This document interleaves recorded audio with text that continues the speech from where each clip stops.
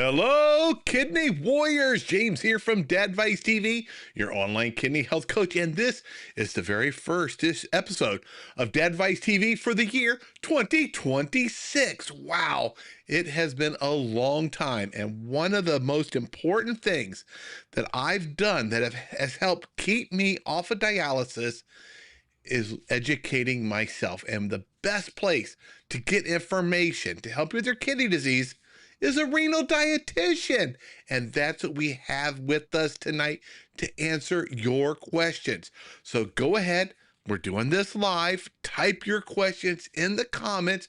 And our guest host, a renal dietitian, a very, very popular one with an amazing Facebook group and website that I'm gonna let her talk about for a moment, or in a moment, will be here to help answer your questions. Now, as we're doing this, please give us a thumbs up, and in the comments, tell us a bit about yourself. There's so many regulars here, and we love to both learn more about you. Now, let me go ahead and bring on my co-host, who is the author. Not only does she have an amazing website, she is the author of a fantastic book.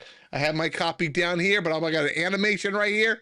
The Plant-Powered Kidney Nutrition book. This is your source for accurate, honest, true kidney nutrition. You got to pick a copy of this up. You can get it from any bookstore. They can order it, or you can go directly to Amazon. I got a shortcut link right there. go.dadvicetv.com/Jen, and this will take you right to Amazon. Pop it right there up on the screen so you can add it to your cart and check out. This is an amazing book, and it is so up to date. This just came out at the very end of 2025. So this is all the stuff that is going to help you get on the right track with your kidney diet, which is an important part of your strategy to delay or even avoid the need for dialysis. So let me welcome my co-host from plantpoweredkidneys.com, renal dietitian, Jen Hernandez. Hey, Jen, how you doing? Hi, James. Hi, everybody. Happy New Year. Happy New Year. I'm so excited to get started with 2026 with you all and very much looking forward, as I always do, to these live calls.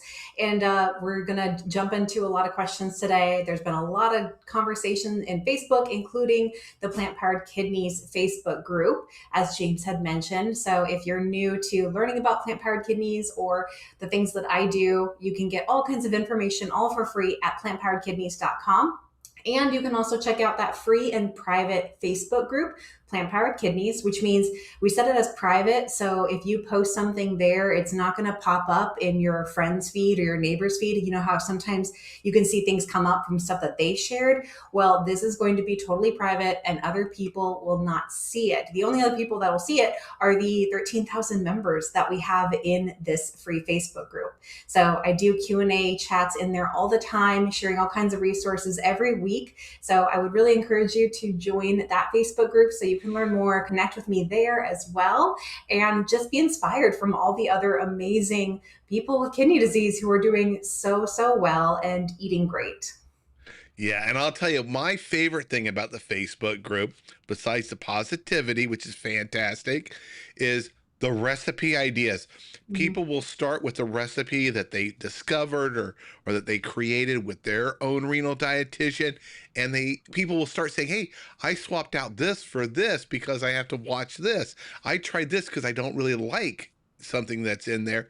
So many great ideas, and they post photos, and you just see how delicious all this stuff works, because eating as a kidney patient is one of the scariest things. It feels like we can't eat anything, but as you've taught us, Jen, we can eat just about anything. A lot of it comes down to portion control. The better the food is for us, the more we can eat.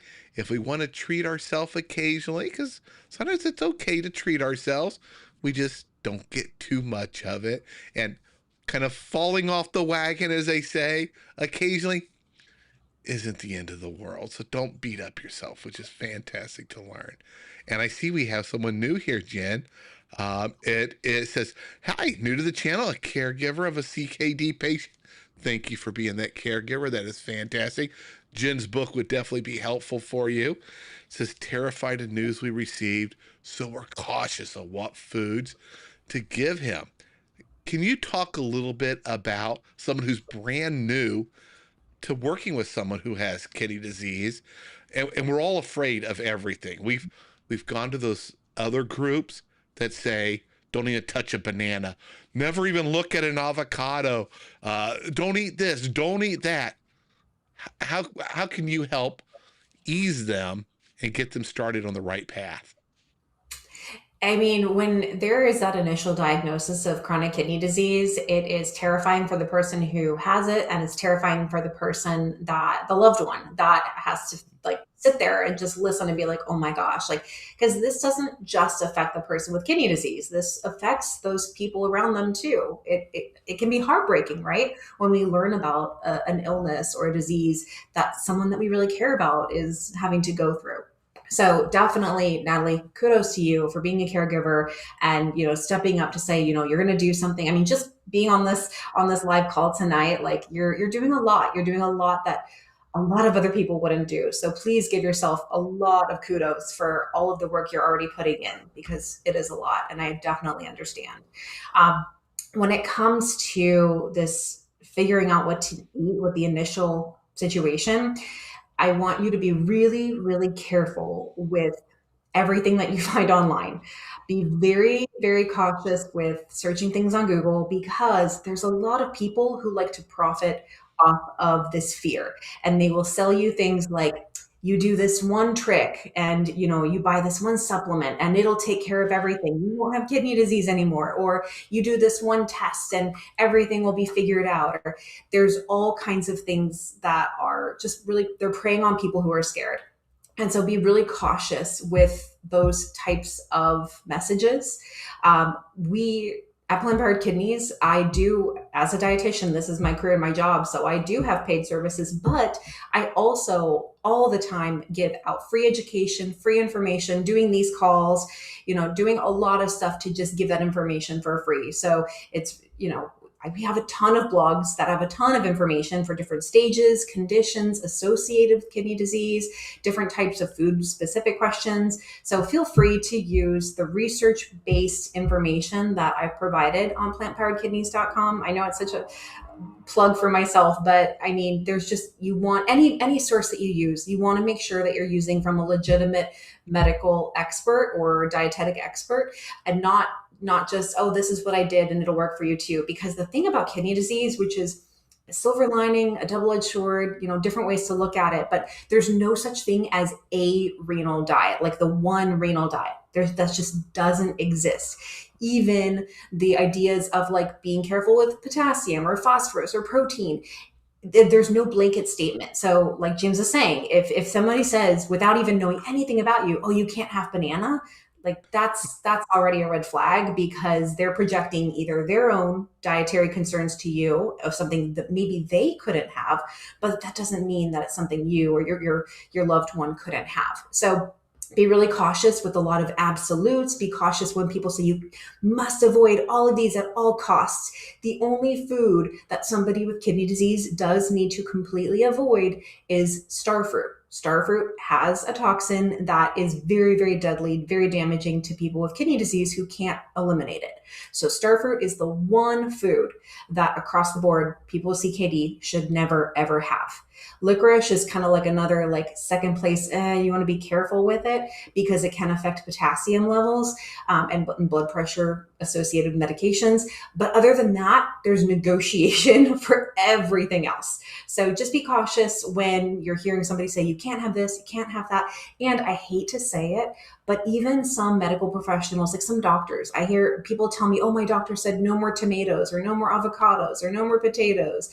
But they have no idea. Did they do a dietary assessment? Did they actually do a diet recall and determine that that would be the cause? Like there's a lot more nuance behind it. So even if someone in a medical field is telling you to avoid all things or some specific thing, make sure you ask them why and keep asking why. I've used this explanation before, but act like the 3-year-old who just why, and keep asking why until they give you a legitimate personalized explanation. Not just it's because you have kidney disease, but what about my kidney disease indicates I can't have this food? Because there's got to be more than that.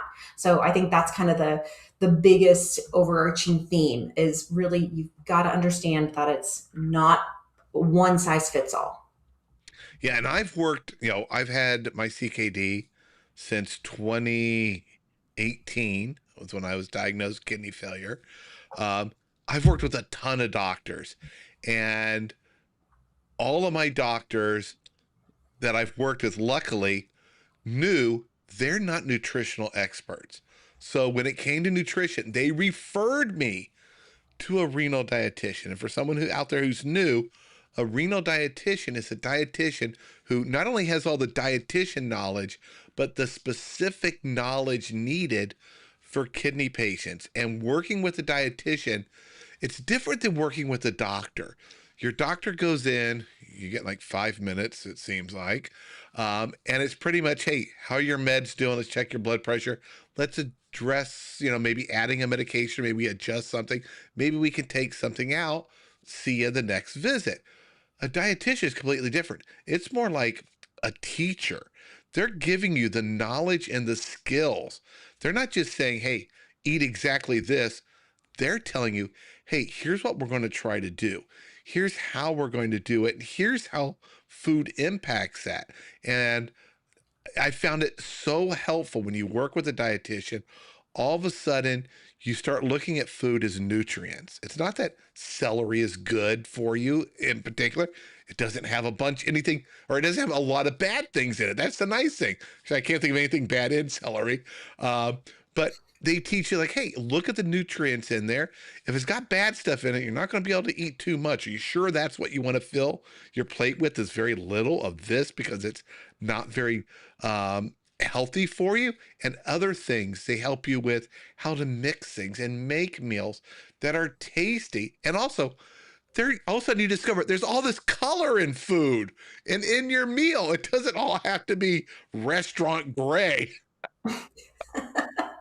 So that's a big plug for working with a dietitian. And for everyone out there, the plantpoweredkidneys.com website, it's old. It's been around for a long time. You have a blog. There is so much history and free information and knowledge that's built up over, I don't remember when you started it, but it's years and years and years of all this information there that you can go, you can access. It's free, it's online. You can go into the groups, and Jen does these great classes for those of you that are out there new. When she posts that they're open, take them. They're fantastic, and they give you skills, not just that quick 5 minute, hey, let's see how you're doing. Okay, goodbye. So that's me up on my standing up there talking about why you should work with a dietitian. And it kind of empowers you as a kidney patient because you feel like so much is taken away. And a dietitian gives you stuff. They're like, hey, let me show you how to go and enjoy eating out. It's not off the table. Yeah. It costs a bit more and it's a few little challenges, but you can do it and they help you do it. All right. So I think we've provided Natalie a lot of great information to get her started. And let me scroll back and see what other questions we may have in here. Oh, here's a popular one, Jen. It's about intermittent fasting.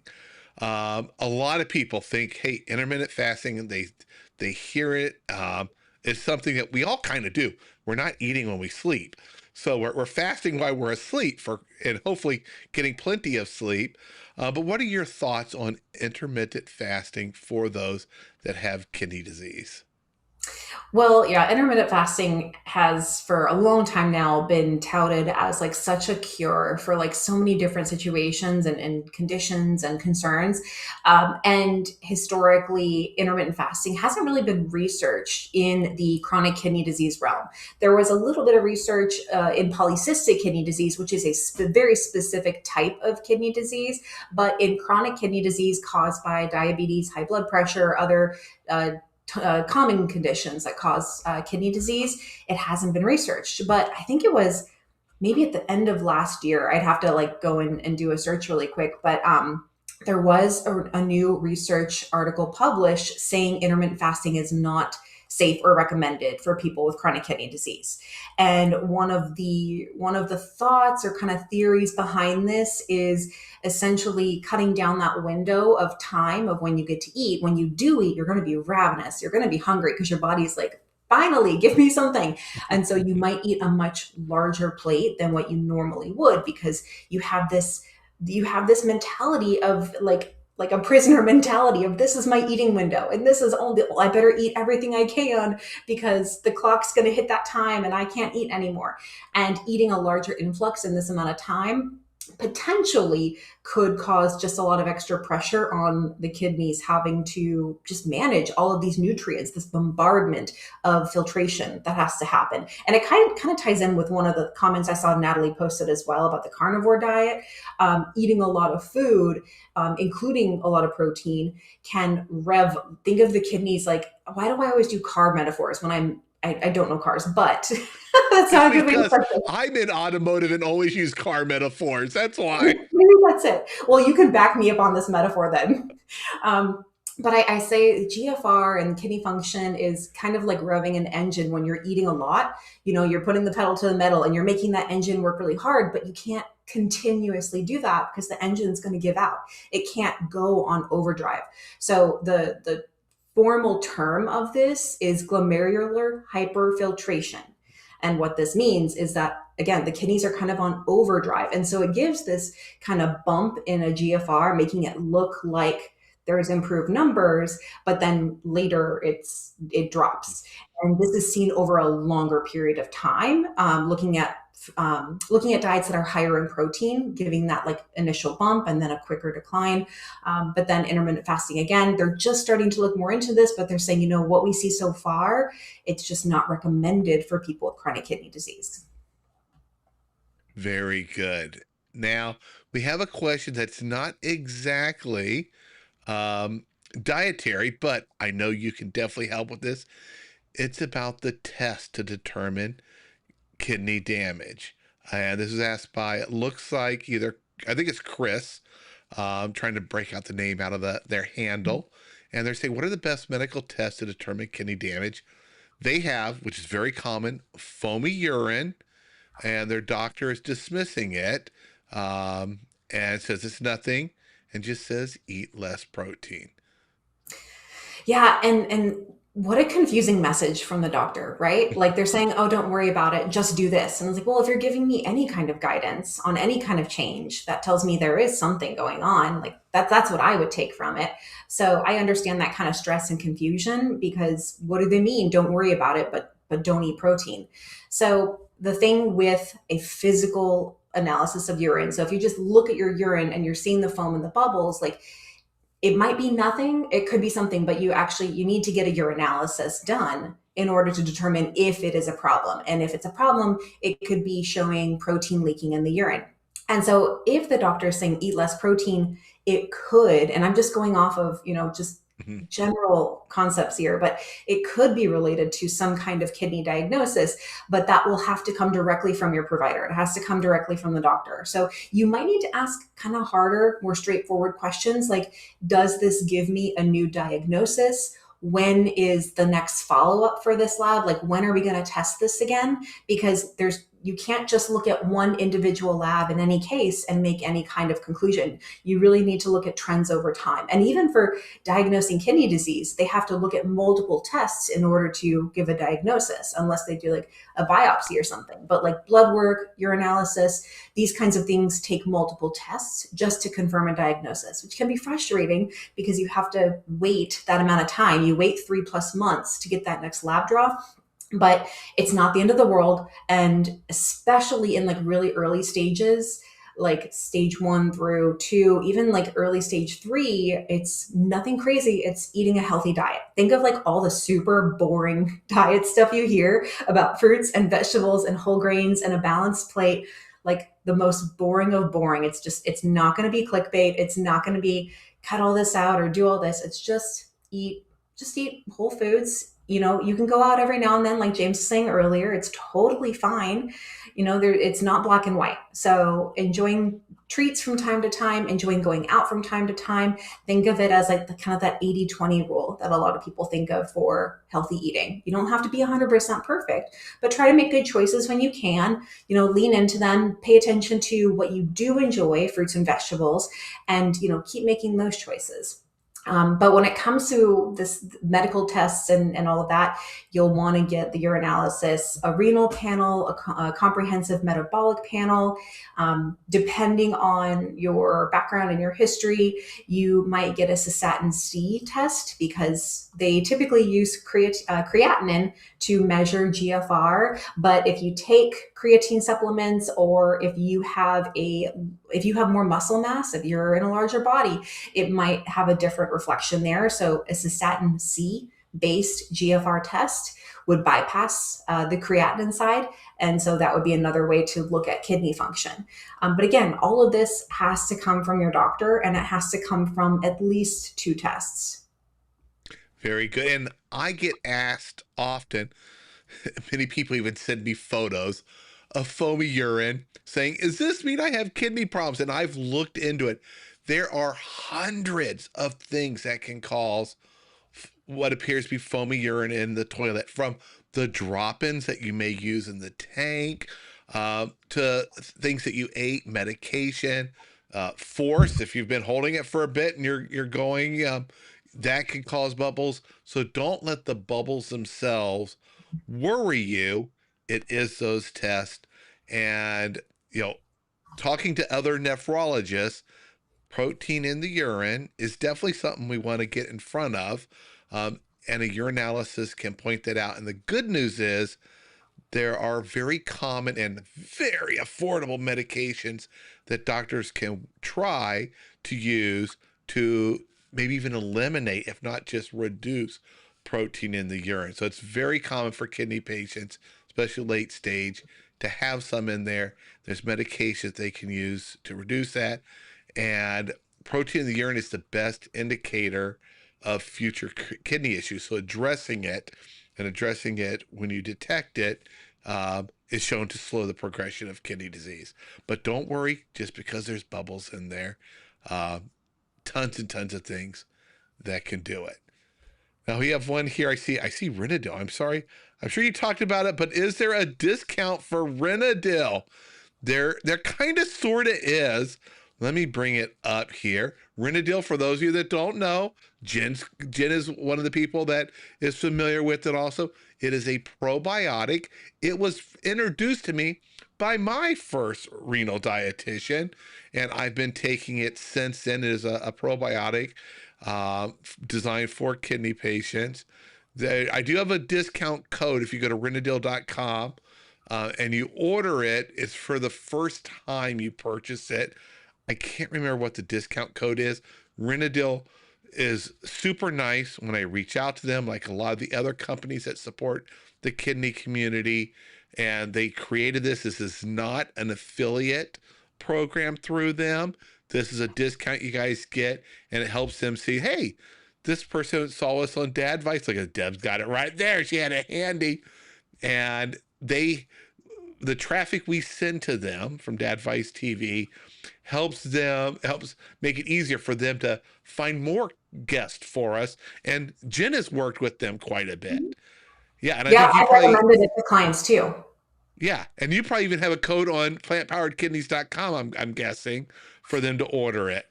Yeah, I actually have I have an online supplement dispensary, and I have Renadyl and their new gummy multivitamin on there, and it's a discount for any order, not just new client or new customer orders. So you can follow. I want to say it's under the shop link on plantpoweredkidneys.com. It's under full script. So you can sign up there, you get the savings, and I think it's 15% off. So yeah, and there's other things that I have on there that are recommended for different types of multivitamins, B complexes that I recommend, vitamin D supplements, a lot of different options there too. Awesome. Again, more great resources from the Plant Powered Kidneys website and Facebook group. All right, Natalie also says, with cold and flu season being present, and I'm being careful, I am sanitizing like crazy when I go and I come and having my kids do it. Are there over-the-counter medications kidney patients should avoid? Now, I know it's not Well, exactly it's not exactly a diet question, but I think you have enough experience with kidney patients to help answer this. I think this would probably be better left with the nephrologist, or better yet, I think one of the people in your corner that so many people tend to forget about is your pharmacist. So, your local pharmacist, wherever you go to pick up medications, they are incredibly well versed, not only in medications, but even like medication supplement interactions, or, all kinds of things related to medications with health conditions. So, since you're picking up prescriptions there anyway, and they know the prescription medications that you're getting, they will be able to provide more insight. So I would recommend talking with your pharmacist and asking them in particular, what should be the medications to be avoided in these cases. Fantastic. A great resource that's no cost and available to all of us when we go to pick up our medications, which is quite often as we get older and have some challenges. Now, here's a great question from Marjorie. Is 30 grams, and oh my goodness, this looks low to me, of plant protein enough daily for a 74-year-old female? Her GFR was 33 to 59. She then went to 40 grams, GFR 53. Well, I mean, honestly, for a 74-year-old female, 30 to 40 grams might be okay. You could go a little bit higher potentially. I won't be able to say for sure, like for any particular person here, a specific answer. But I will say, I mean, the recommended guidelines for protein for women is about 40 grams of protein per day. It's just that our society and the push for protein makes it seem like that's pennies. Like it just makes it seem like it's so small. So the reality is the recommended amount of protein for most people is about zero point 0.8 grams of protein per kilogram of your body weight. And don't ask me why they do kilograms instead of pounds. I don't know. But you can take your weight in pounds and divide it by 2.2 to get kilograms. And then you take that number and you multiply it by zero point 0.8, and that'll give you, we do have a low protein diet article, a blog article, and in the blog for low protein diet, I have a protein calculator there for you. So you can put your numbers in and it'll calculate it for you. It'll give you an estimate, and it'll tell you what, standard protein recommendation amounts are. And it'll even say if you did a lower protein diet, this is about where it would be. But I do want to caution everybody, if you are dropping anywhere under the zero point 0.8 grams of protein per kilogram, you are in risk for protein deficit. You're in risk for malnutrition because of the restriction, because you're cutting back on the amount that your body needs. Now, we say 0.8 grams per kilogram because that's the standard recommendation for standard general healthy people. But when we're cutting it lower, again, we're cutting out protein, we're cutting out calories. So you need to make sure that you do that very cautiously and very smart. So if you're doing a low protein diet, I really strongly encourage you to work with a dietitian. And I love, love, love a renal dietitian, somebody who, like myself, is board certified in renal nutrition, has proven that they've done the hours, the time, the studying, 2 national board exams to prove that they know what they're talking about. But if you can't find a dietitian who specializes in kidney nutrition, you can still work with a more general dietitian or somebody in your insurance network. And you can say, hey, I know a renal dietitian. I know Jen at Plant Powered Kidneys, and she has resources for dietitians too. And I do consults with dietitians all the time. So send your general dietitian the Plant Powered Kidneys information, because we have a lot of dietitian followers too who maybe they're not as well versed. That was a bit tangential, but I just really wanted to stress, like, if you are cutting down on your protein, if you're worried about not getting enough protein, it's very important that you work with a dietitian who can help make sure that you're getting the right amount, and can also kind of help walk you through different tips and tricks and what you should be focusing on so that you get enough energy, enough calories to sustain your body, because chronic kidney disease does require a lot of energy. And is there a protein calculator on the plantpoweredkidneys.com website? Yes, if you go to the blog, if you go to the blog and you can just search, we have a little search bar there. You type in low protein diet and the blog link will pop up. You go there and it's going to be right there in the article. Fantastic. Okay, we are almost out of time. Let's get one more question in here. And this is from Fabian, similar to my last name. Mm. I'm stage 3B and they have some awful itchy skin. Any diet recommendations? And I have a recommendation after this for a lotion that my doctors um, had me start using, and it's worked fantastic. I got to look up the name of it. Ooh, I'm curious because I know of one too. So I'm going to see if we have the same one. Okay. Now, while it's uncommon in stage 3A, 3B, high phosphorus levels can cause itchy skin. Now, you need to get a blood test to confirm if that's the case. But essentially, what happens is the extra phosphorus that's building up in the blood, it's finding calcium and it's pairing up with calcium because phosphorus and calcium are best friends. And they're creating these little crystals that are floating through the blood and then they settle in soft tissue and they create these little kind of cysts and they can make rough, bumpy, very, very itchy skin. So this is much more common in dialysis where phosphorus is incredibly difficult to manage. But I saw so many people in dialysis just scratching the life out of their legs and their arms because they were so itchy and had chronically high phosphorus levels. So it might be worth asking your doctor to get your phosphorus levels checked just to see if that's a situation. And it may not be because again, stage 3, it's not common to have high phosphorus levels, but it would be just one variable that you could help rule out, especially related to kidney disease. Other conditions, I mean, it could be allergies, and there's so many other that could be an allergy related to food or environmental. There's a lot of different possibilities. So if that was ruled out, then I've had this in other clients, I would refer them to an allergist to get an allergy test to see if there's anything going on there. If you started a new medication, that could be a side effect of the medication. So there's a lot of potential ideas, but from a dietary perspective, I would be looking at your phosphorus levels to see if that would be causing the itchiness. All right, and as far as lotion goes, which one? What do you recommend? The more options we can give people, the better.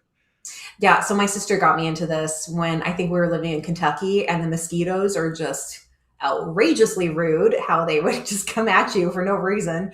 But it's called Cerna, Ooh, Serna. have not heard of that one. Yeah, and it's at drugstores. I mean, I think it's actually pretty common, but it is, oh my gosh, and you feel the relief immediately. I did at least because I had so many mosquito bites. I have scars on the back of my ankles from how bad I was tearing out those things. So yeah, Cerna was really, really, really helpful. I found it. The one my doctor recommended, and it was especially for my legs, which just got not only were they were just itchy, but it was so dry that my legs looked like a dry riverbed, all Mm, cracked looking. yeah. And it's the amlactin Oh yeah. lotions. And Hmm. they're available in a couple different doses as far as strengths go for how much of the lactic acid is in there. And that stuff worked. I still use it on a regular basis almost every day, especially my Hmm. legs. It started working immediately, and I would also get itching on my arms. It was not caused by phosphorus. It was just my skin started getting itchy, like really, really itchy, where I would scratch it when I was asleep and like really bad. It almost looked like I would scratch myself almost raw. And that Yeah. lotion works fantastic. It is on the pricey side. The one you just recommended is more affordable. I looked it up and they Cerna. carry it like CVS Hmm. and places like that. Um, and Target. The Amlactin, though, it gets a bit pricey. Sometimes you can find it discounted Hmm. online. I see right now there's a limited time deal on Amazon for the lower dose one. And the difference between the doses, my doctor said, don't worry about it. Get the one that's more affordable. The difference is not really going to make a difference.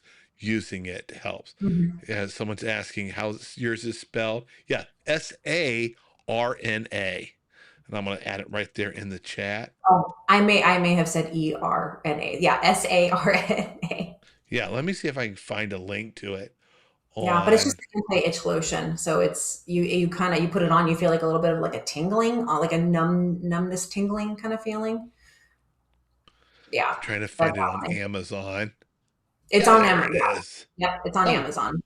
it is like half the price Yeah. of the one I use. Let me grab a link that I can at least paste here in the comments for people. Here is an Amazon link to the one of the Sarna lotions. There's a few different ones of it. Um, Never hurts to have something like that Yeah. laying around, especially like with bug bites, things like that as we get closer to the spring.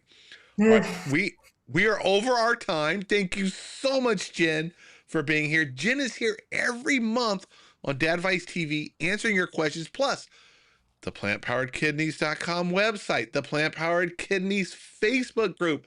She does questions and answers and video streams in there.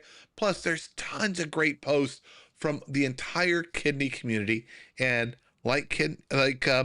Jen said, it is a private kidney group, and that we can go in there.